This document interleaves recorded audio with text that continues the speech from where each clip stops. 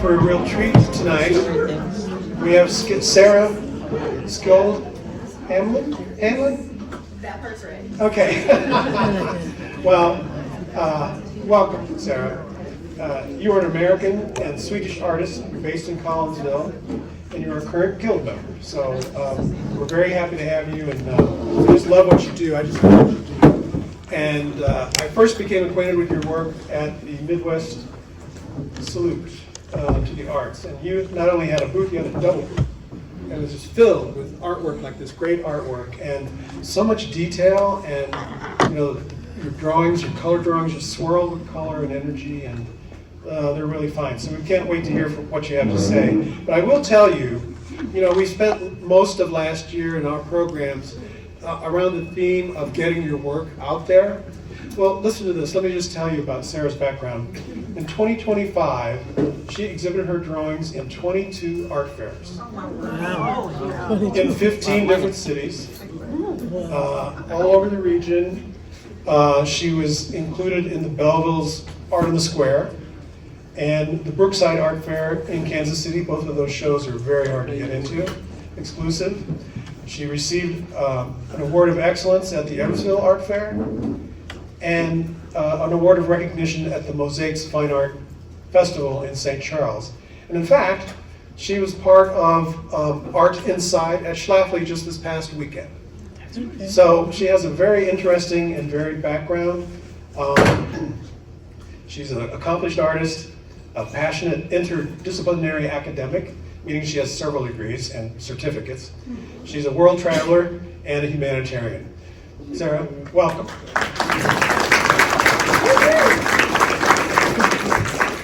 Thank you. Can everybody hear me? Yes. All right, it's my first time on a microphone and my first artist talk, so welcome. I'm supposed to stay in the camera shot.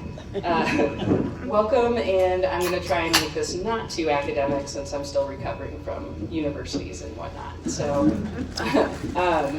a little bit about my artwork, just in general. I primarily stick to drawing. I do work with pens and markers almost exclusively. So I have examples of what I use up here, and then I'll also have some stuff that I show up here. What I'm going to mostly speak about is that when I exhibit, I apply with two different bodies of work to almost every art fair that I go to, and they're radically different. As you can see, there's animals that are black and white exclusively. They're packed with detail and hidden images. I encourage everyone to check out those works with the magnifying glasses that are up here because there's hidden scenery inside the geometry of their faces. The other body of work is entirely music inspired. So I put on music. I pretend I have synesthesia, so like I can hear or see colors in the sound. Have a little dance party, let the line work guide me, and then I go in and start packing in the detail and texture. So kind of what I was going to talk about in that is why are these two bodies of work successful even though they're radically different, and it's the exact same principles for both of them. But at least, so here's an example of my art fair booth and getting your art out there. Any art fair that let me in, this is basically what I present. It kind of differs. Sometimes I don't get in with both bodies of work and I just exhibit the music stuff or just the animals. Here's the materials that I tend to use. So the paper that I use is 100-pound Bristol paper, smooth. You can get vellum, which has slight texture to it, but I can get better detail with it. And then micron pens, I'm sure most of you guys are familiar with those. And then either Prismacolor markers or Copics is what I stick to. And they're an alcohol-based ink, and that's technically a dye and not a pigment. So your colors work a little bit differently with those. And you can see how many markers that I kind of pull out my palette. I keep my swatches present. I even write down the numbers on the markers because there's a lot to keep track of. So the mixing happens on the paper, but I am very much limited to what markers are available to me and what colors are produced by the big companies that choose to. Okay, so first body of work, super geometric animals. They're all built on a geometry. And this is where the academic part nerds out. I have a biology background as one of my many degrees. I also studied math and a couple other things. So this geometry is a geometry you find in all living things. So maybe you've heard of the Fibonacci sequence or the golden ratio. Up in the right-hand corner is the Vitruvian Man. That's Da Vinci's guy. And you can see underneath it the geometry that's layered over it. And what Da Vinci is showing there is that the proportions of the human body contain the golden ratio. And we can find that throughout things. So you've got a sunflower down here, and then kind of the simplified version of what you're looking at and what you can see. So I draw living things, and I chose to use that as my connective tissue for that body of work.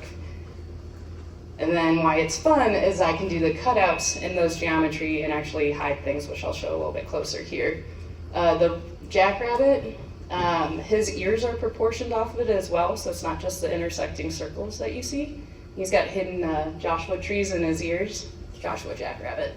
Windowed is one of his many worlds. It's kind of hard to see, but the Dobson fly up in the corner has every stage of its evolution or metamorphosis in there. So larvae, eggs, and pupae. And then the elk at the bottom has some Native American symbols, feathers, and other things that represent in there. So just a fun way to kind of like play around with that. So the ant. So seems uncomfortably close, right? And it probably is. In the ant, and I like to choose species that are a little bit offbeat or kind of weird. So like I mentioned, those a Dobson fly, it wasn't a dragonfly. And then I get to talk about endangered species or interesting species. This guy, if you get up close, now that's kind of blacked out all the geometry. And if you can see it, maybe start with the trees. In between the trees is an anthill. You can see them going up and down it. Underneath the anthill is all the underground chambers. There's a queen, larvae, food stashes, and then outside of the trees, above those, you'll find shrub and a tiny jackrabbit, a whole horizon line, tiny wildebeest, and it says I am because we are, because all of my art pieces get a quote, and they're communal species. So I wanted to give a little nod to the gross, creepy, crawly ant. And one last thing, if you imagine they live in that geometry area, his hair is grass, and then he's got roots, and then there's an underground cave system underneath. So my animals are very extra. So my other body of work, super vibrant, colorful, music-based. Again, like I said earlier, the music really dictates where the line work goes, and then the rest, like the instruments, the figures, that gets filled in later, but it's very much trying to represent and capture something that is impossible to capture. So they'll never turn out the same, and it keeps it interesting. Same thing, and I guess one is very mathy and research. These are not. Everybody gets a quote, but these guys are usually by a musician or composer. So, could they be more different? Absolutely not. They're very different. They have different elements that make them successful. Anything with eyeballs is going to draw you in. Focal point on the music stuff is definitely more movement-based, that sort of thing. Well, my PowerPoint making could use some improvement, but drop to T. So the principles of design, and this is kind of found in any 2D, and this is specific to 2D, so I apologize for any 3D people out there, but these are the kind of the 7 elements that you're looking at to get out of a piece. So you want it to be balanced, and does that mean if it's asymmetrical or symmetrical? Obviously contrast. Where is the eye going to be landing first, where the emphasis is? And then the movement is also not just the movement of the piece, but the movement of your eye around the piece. So how do you engage a viewer to be interested far away, move around the piece, and then also want to engage it up closely? Pattern and rhythm is a lot of the elements that are repeated that you'll see in there that keep your eye satisfied as you're looking around the piece. We have a lot of pattern recognition that we like. And then unity is obviously the ultimate goal. Does everything fit together? Maybe if I had put like a little music thing with like a bunny rabbit in the side, it probably wouldn't work. So here's kind of the process of the music stuff. Like I said, with all that in mind, as I go through, it's a really fun process at the beginning. I'm doing line work, I do it with pencil, I decide what I want to keep and what feels bouncy or jazzy or rock and roll, whatever music I'm engaging. And then this process is very back and forth with the color and then variability of kind of the scale of the lines. So skinny lines draw you in, fat lines push you out, and you can also get a lot of depth in that. So with this one, I specifically chose to make the instruments pop out, which it's a Miles Davis piece, so obviously I had to include a trumpet. So the yellow part that you'll see is the trumpet popping out here. And then you'll see all the instruments kind of blend together, and that's how I tend to hear jazz, is I'm not a musician, or I wouldn't claim it anyways. So I don't pull out all the different instruments. I hear them weaving together, and so that's how they come out in the piece. And then the animals, which at one point I timed them, as you can see from the 1 hour thing there. But the animals, I do a lot to like pull out the depth and make them look very realistic. But in that, I pack a ton of detail. Is it this? Jay's adjusting. Okay. It's the remote. Keep your hand down. Fair enough. So with this, what I'm dealing a lot with, it's obviously a very high contrast piece, but through the pattern and rhythm of doing the fur, which is You're okay. each one is that loud to you guys? Oh, okay. So lost my train of thought. Oh, so with the fur and stuff, I rely a lot on the rhythm and the pattern of the actual line work that I'm putting down. So that helps. Is it working now? Yeah, it's working. It is? Okay. You're just so used to the feedback. I am so used to the feedback. Okay. Much better, Jay. Much better. So with this, I do a lot with like variability of the lines, and then also kind of holding on to the fur pattern to make it look very touchable. And you can tell that the shadow work, because I'm working in pen and ink, comes in later, because once you're out of white, you're out of white, right? So you have to make sure that you're dealing with the value by building up. And I almost view the animals almost more of a sculptural sort of endeavor as I build up the fur, and you can kind of see the stages going on there, versus these are more of a mixing and a composition sort of thing that I'm trying to pull out, because they are insane. They do look crazy, and it takes a while to kind of maybe piece together where these are. So this jazz, this one is a Prince piece. So you can see the different kind of rhythms that come out. So the dots here, I call them beboops. And that's kind of got a bit more airy and spacey with the coloring. So very bold, warm colors that go into the instruments, and the background kind of fades into like softer colors and stuff to allow space for it to breathe. Versus this was actually started with the 1999 album, moved into more Prince. So can't do Prince without a saxophone. So there's a saxophone contained in here, but that's also the head of the sax or the guitar, which comes in here. There's a tambourine, cymbal, drums, and a lot of other stuff that's kind of packed in there. So those decisions are made as I go. Yes. Can you grab that other microphone? Oh, it's on. Yeah. Turn it off.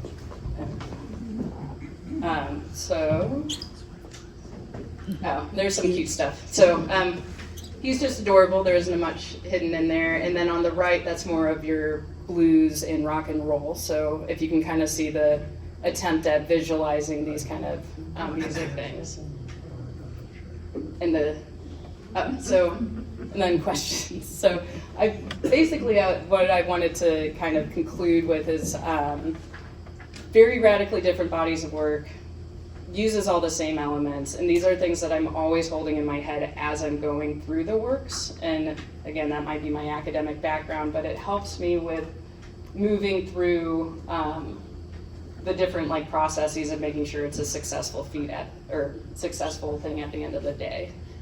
And then I guess I thought I had longer prepared, but I guess I can say a little bit about the reason that I use material-wise, why I use the thicker Bristol paper is with the color. Using a thicker paper, you can almost operate with it as if it's a watercolor, but with a lot more control. So when I go through and I oversaturate a certain piece to the point where the ink is coming through the page, I then can go and work on it wet on wet with another marker, or I can allow it to dry, and that will give sharper edges to it. So that sort of process with the color in particular is kind of taking on that painterly feel, only I don't have to wash any paintbrushes at the end of the day. So I think I'll just open it up to questions, yeah. Do you have a list of like animals or species that are on a waiting list that are just kind of churning in your mind until one actually gets enough detail, or how do you work on that selection process? Yeah, so when I first started out, I wanted to represent as many animals and species and kind of different types to start. So I made sure that I hit aquatic animals, birds, insects, mammals, the cute ones, the kind of stern looking ones. And now I have a laundry list, and so it's kind of what bubbles to the surface in that moment. So I've been milling on a bat for a long time, but he's got a really goofy face in my head. So I'm kind of, when I do these, I do not operate, like I don't use one photograph typically. The ant I did, but most of them I'll use a composite of several that I'll be looking at across. We have a 3-monitor screen set up at home where I'll have them, then I can kind of figure out how I want to do the shadows and stuff. But my list, it comes from requests, it comes from seeing a cool documentary, pangolin's on there, I mean, it runs the gamut, so it is one of the hardest things to choose. Yes. How do you get that blue blended? When I use Bristol board and a marker, many times my marker is, when I come close to where I stopped, it just doesn't look that good. So the reason these look so clean is that I get to come back over the top with the black marker and clean up the edges. When I'm working with them on the Bristol paper, it takes saturating it a lot to not get those lines in there. So I'll work with it where I'll layer, so say I'm going from a light blue into a dark blue. I'll start with the light and I'll start pushing it up and like have it layered. So whenever they're meeting, that the saturation kind of like blends them together. And then they do have blending markers. I don't personally use them. I tried and I don't really see the point. So for me, it's really about oversaturating it to the point where. Sometimes my Bristol board gets too wet and it starts rolling up. I've never had issues with that with the marker, but it's very, I thought viewing color would save me time. It does not. I tend to operate in small portions of the paper, so I'm never working quick enough to actually saturate the paper roll. Curl on me, I might get a little bubbling up or something, but lay it flat and it'll be fine in a couple days, or when I get to it next. Yes. So you said when you submit for fairs and such that you'll submit 2 bodies of work. Do you submit them both? Do you submit them as separate applications?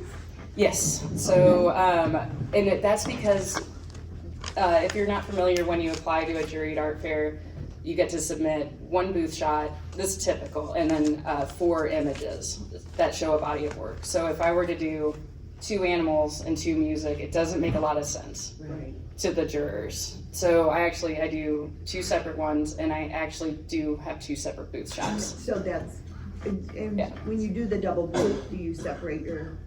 I typically do, but sometimes I don't, because what I've noticed is that some customers are drawn straight to color and some are drawn straight to black and white. So if I kind of do them every other, or kind of mix them up like you had seen in the shot earlier, then, where is it at? Then you can get both people in the couple, which a lot of times people go in couples drawn in, and you can also see where their eyes go and kind of then which to speak about or prompt them to look at certain details. Yes. On the ant, I Yes. noticed on the forehead, the pattern were snowflakes, 6-sided. Oh, yeah, the Is geometry. that a Fibonacci element, or, Yes, so, because I know snowflakes are very mathematical things, and I have a whole book, or 12 books about how to make those, but just looking at them can actually increase the mathematical part of your brain. mm-hmm. Just looking at snowflakes. Yeah, and snowflakes contain that too, and the sixes are And interesting. that Fibonacci thing, okay. Yeah, and the, 6 is not improved. so it's a little hard to see in the bottom right corner here where the, that kind of the intersecting circles are. You can see it in the elk there too, or maybe behind the Dobson fly. That's kind of, when you draw out those patterns, you start with the center circle, and then you find the center of that, and then you add a circle, and then the third circle connects those, and then you go around, and that, the golden ratio and everything, Fibonacci sequence is contained in that as you bring the outer circles in. And I actually started this series because I'm very science nerdy type person, and one of my very best friends in the world, who's a bit more of a hippie crystal like kind of guy, he talked about sacred geometry, and it contains a lot of these shapes and everything. And when I started to realize that it wasn't foo-foo, it's actually patterns, and these circles can actually be done as spheres, and that's the way that molecules replicate. So you see these things, and so I started drawing it out on Post-it notes. I was working as an EMT in a steel mill overnight because got to pay for grad school and whatnot. And that's when I started making patterns out of it, throwing an eyeball in, making lines and stuff, and eventually it grew into this very elaborate series of animals. Yes. Now, when you're working out your composition, do you do it in pencil and then go back through it, or do you go in straight away with the color and the ink? So I start with pencil, and I can kind of see where that. There, you can kind of see it up there. So it might be too light, but I do start with pencil, and it's a pretty messy process when I first start. Like I said, I have a little mini dance party to myself, probably scare the cats into another room. And so I'll do pencil and I kind of lay it down, and oftentimes there's just too many lines on there. Or maybe I just didn't capture it right, or maybe it was the wrong part of the music or composition that I was engaging, and I wanted to engage a different part. So that's when I kind of start to erase, but I'm also looking for if I want to include a person or an instrument, like what curve could be used to represent that without being too direct or literal in it. So is that... No, that makes me feel better. I did it. You go in and do it just straight in ink. I'm like, I'm leaving because I'm out of it. No. The animals, some of the simpler animals, I do just start with a coin and a pen around it and just kind of eyeball it. But I've been doing it so long that like none of these the animals use a compass or any real measurements anymore, because I've gotten so to the point where I can eyeball where the center of these things are and work through it. But no, I'm not that brave to just go straight into ink usually. I feel better. Thank you. Yes. Besides biology and math, what other degrees do you have? So my undergrads were, I did fine arts as my yes. Okay, so I have a fine art degree in ceramic sculpture. I mostly worked on very large scale things on a wheel where I build them up. And then I also had an anthropology cultural anthropology, where I traveled and did research with mostly refugees and asylum seeking populations. And then I studied aquatic ecology for a master's, and then urban planning and development was my latest, but that was while I was working in family and community medicine research. So at SLU, so it's kind of a bit all over the place, and I was also in emergency medicine as well. So yes. So maybe I was getting the chair from Martha when you were talking about what products you actually use. So clearly graphite, but then did you say colored pencil and Copic? No colored pencil. Everything is the micron pens and I can't see any of that. Micron pens and markers. So pencil is initially, I'll do that, and then this is pretty much what I use. So Copic is alcohol. It's the alcohol-based ink, yeah. Okay. Yeah, and the micron pens are an archival-based ink, so they operate slightly different. They don't soak into the paper. They actually sit heavy on top, which is again why I can kind of clean up my lines the way that I do. What is the brand name of markers that you use? So I used to use a lot of Prismacolor, which is up here, but they've discontinued a lot of the colors. So Copic is the primary one that I'm looking for, and COPIC. And they're, you can buy them in sets and individually, and then if you are looking into them, they have different brush tips or different tips they'll use. So some are called a chisel. The two I've shown here is a brush tip and then a fine point tip, and that's exclusively what I use, but there's a lot of people that enjoy like a flatter, like more sturdy tip too, so. Yes. I know you were struggling with trying to find a printer that could take your images and then print them in different formats or whatever. Were you successful, and do you have one that you recommend? So my printer is no longer doing printing or framing anymore. I did find that for me, because the luster of the inks, especially the color ones with the black and white, it's very hard to photograph. That's why I also am very picky about the type of black ink that I use, so it doesn't have a lot of reflection. So I can scan my pieces now and color correct them. I ended up going with a printer out in California, so if anyone knows a local person, I'd love to go local. And then the same situation was an issue with the framer, who Jerry spoke last week, and I went and talked to him yesterday, and he's going to be my new framer. Your printer diverse by lab by chance? No, my framer was printer, the same guy, and I got very fortunate. I was someone who had ran a framing shop in South Carolina, moved here, became a realtor. I put out a fake dating ad on Facebook saying basically, if you're a framer looking for an artist that doesn't micromanage and pays you on time. He responded, and I was his only customer for about 3 years. He got me started and helped me figure out a good way to make it economical for framing, as well as effective and looks nice enough for people to want to take it home. So, yes. So your bodies of work are so different, and it kind of sounds like you get into a totally different like headspace when you're working on them. So do you work on them like consecutively, or how do you decide like I'm going to work on the music stuff or the animal stuff? Or That's a good question. So I kind of flip between the two because they are activating different parts of my brain. The animals have been in the works since I was at a steel mill back in, I don't know, 2014 or 15 or something like that. The music stuff was somewhat of a response to that, because when I knew I'd go full time, I knew that I'd be having to have consistent body of work, and instead of choosing one that gets me really into it, but then I also tend to be researching and not sleeping, not having as much fun. I'm just like, I enjoy it, but it tends to like be very exact. So this was kind of done in response to it. So it's very much kind of mood and not to be too forward, but like cycle related, like where I'm at in the month, if I'm like creative or not. Like, I don't know, sometimes you can all relate, right, ladies? Sometimes you're really on it, and other times seasonal. You just feel, there we go, that's a better term for it. So seasonal, yeah.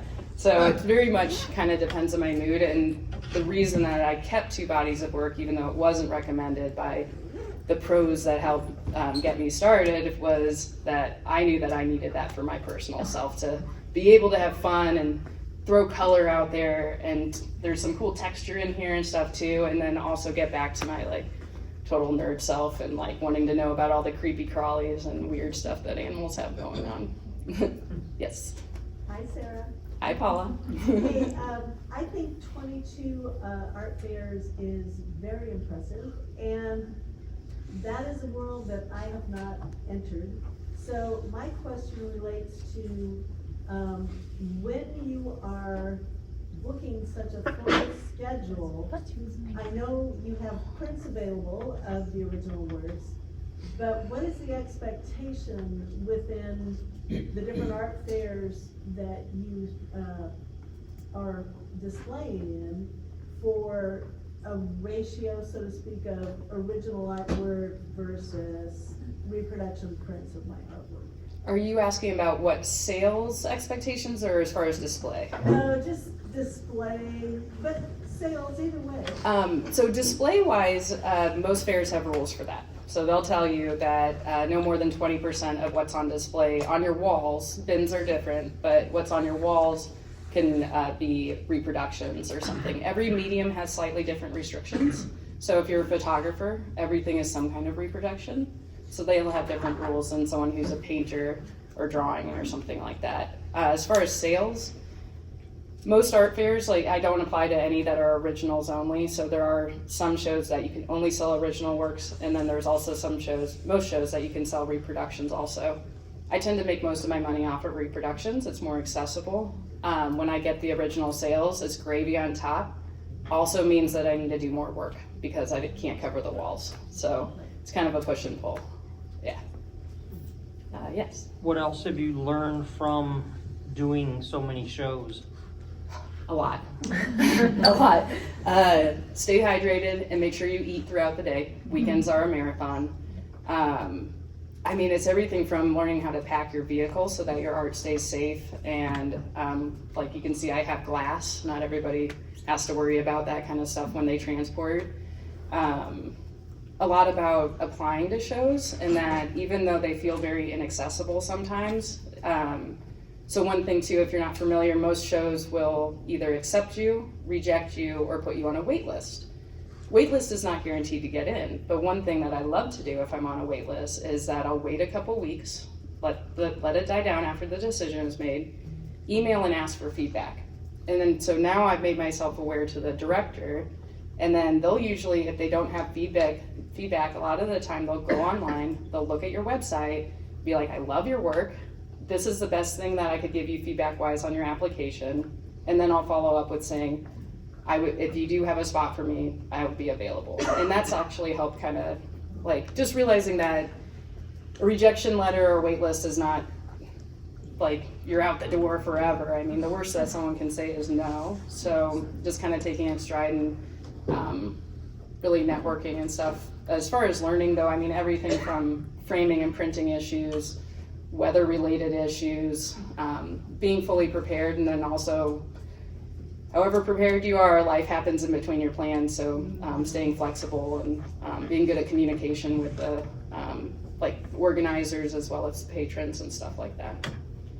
Yes? I think you mentioned earlier that you use someone or some service to help you get organized and started in? So I was an emerging artist with St. Louis Art Fair.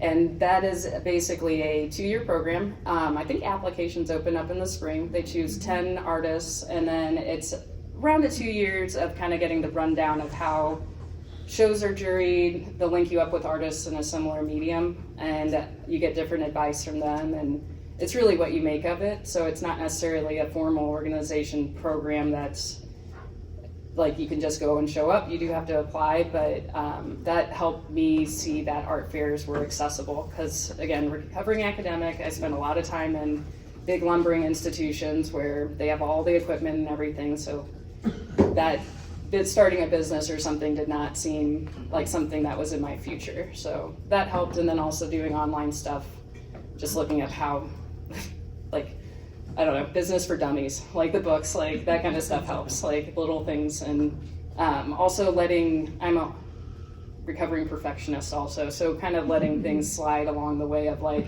this is important to focus on, this is not as important, but the biggest thing is showing up. How long does it take for something that size? Which size? Oh, well, I guess they're all about the same size. Those sizes. It really depends on what the piece calls for. So drawing time, like if I were to guess drawing time, I'd say that they're probably around like maybe 40 to 60 hours or so. But the amount of time it takes, it could be a month or two. Like it depends. The animals will really roll around in my head for a while, especially if it's I caught wind of something and needs a little more. And then the music stuff, they're kind of harder. Like I do try to finish them quickly because it's such an ephemeral influence that if the mood escapes me and I wait too long, then I have tons of pieces like this that are unfinished because I'm like, I'm not feeling it anymore. Like I'm done with my ska phase. Do you work every day? What? Do you work every day?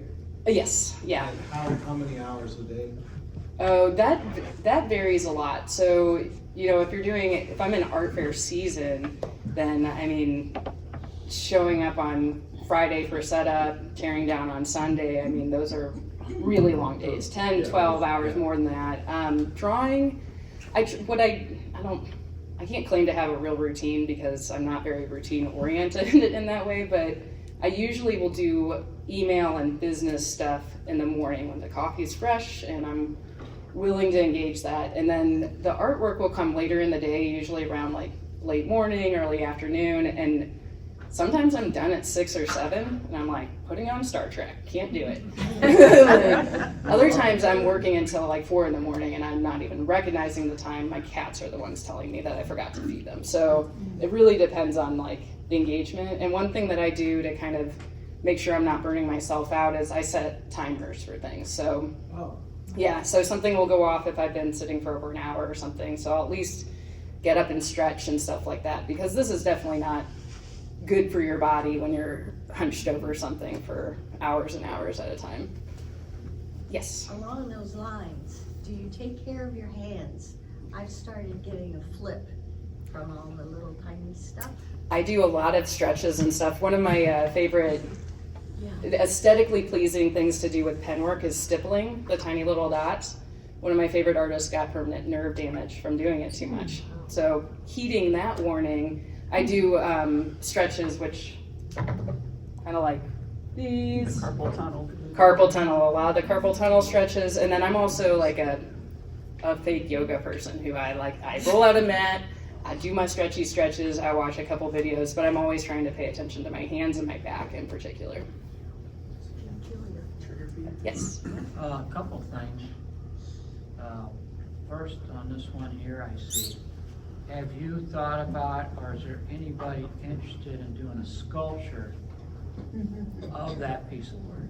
The other question. That's crazy cool. Your jackrabbit, I absolutely love that. And I would love to be possibly one of the first people.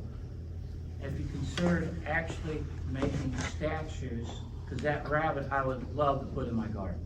No, I had never considered that, no. But I think that would be, and it would be a home run. Do you know what material, or have a material idea for what would you use for something like this or the jackrabbit? Well, I just think some quality, concrete. I see things in rocks. Sometimes even if you can make the eyes look real, and I take an old school cast iron rabbit and I move it around in my yard, so if somebody comes by, it gives the impression, hey, that thing was over there, it moved.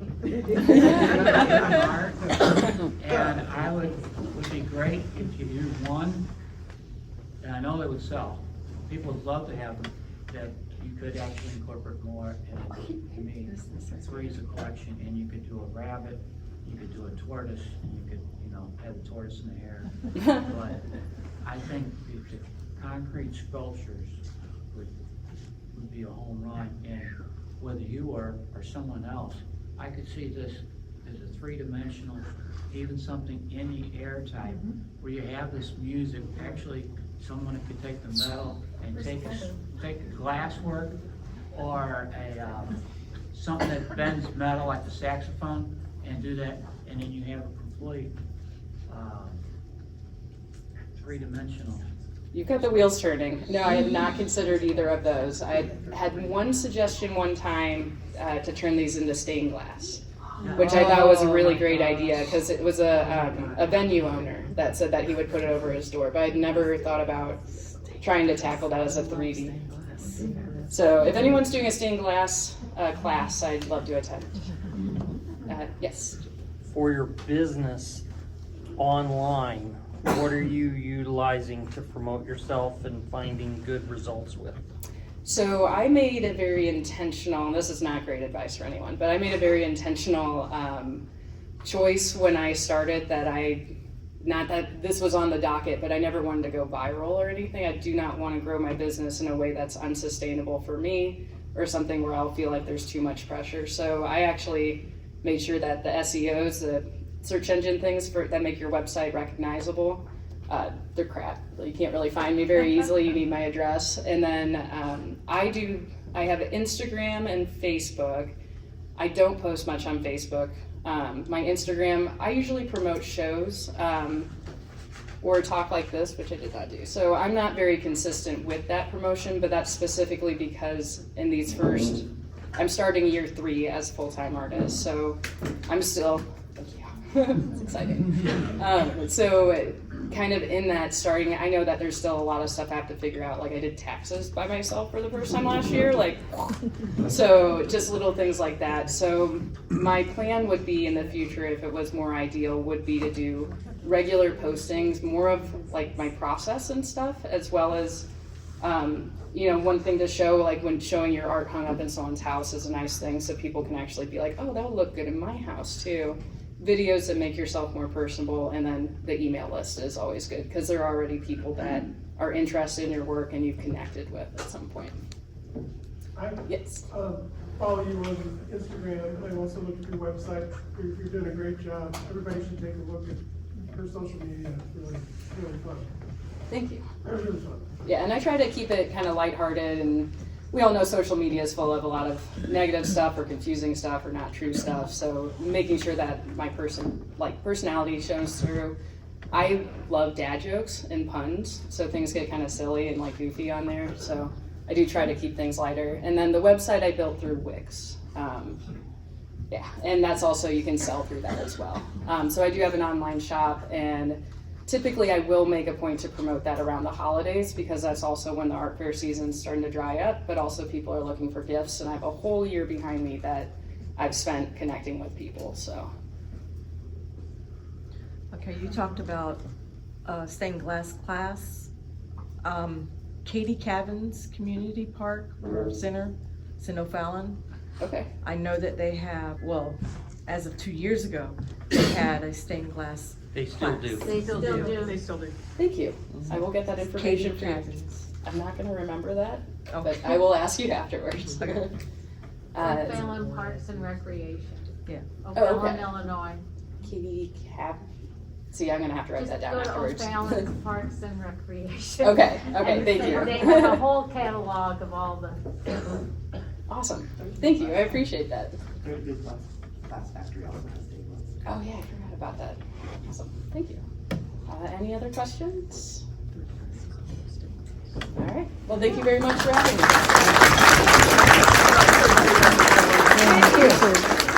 Thank you, Sarah. It was very informative.